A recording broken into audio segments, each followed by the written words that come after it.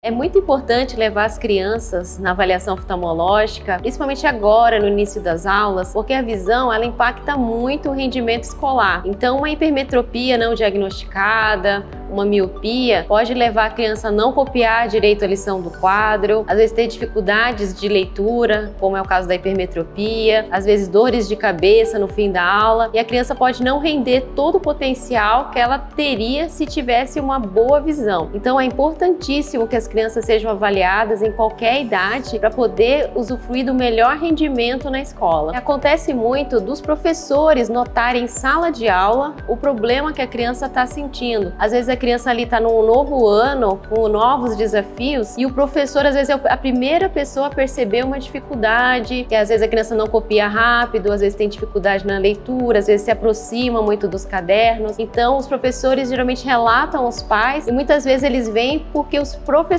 indicaram a consulta. Se a criança ela chega muito dos cadernos, se aproxima muito, é importante fazer o exame. Pode ser que ela tenha só um déficit de atenção e se aproxime para poder se concentrar, mas ela pode ter uma hipermetropia não corrigida. Então, a gente também orienta que, se o exame for normal da criança, é importante não deixar ela ficar muito próxima ao caderno, aos livros, porque isso pode dar um cansaço visual. Então, a gente orienta de uma distância de pelo menos um braço da criança para poder fazer a leitura. Só que é importante ter feito a avaliação oftalmológica prévia. Já é comprovado cientificamente que o excesso de telas, ela aumenta o risco de miopia na infância. Então, a gente orienta evitar ficar muito em telas, muito em celulares e tablets, porque isso pode gerar uma miopia e pode gerar também um olho seco, pode gerar uma astenopia, que é o cansaço, uma dor nos olhos, uma dor de cabeça, porque o olho ele não foi feito para ficar muito tempo olhando para perto. O fato de dormir pouco não vai gerar um aumento do grau ou às vezes uma necessidade de usar óculos, mas como o olho faz parte do corpo,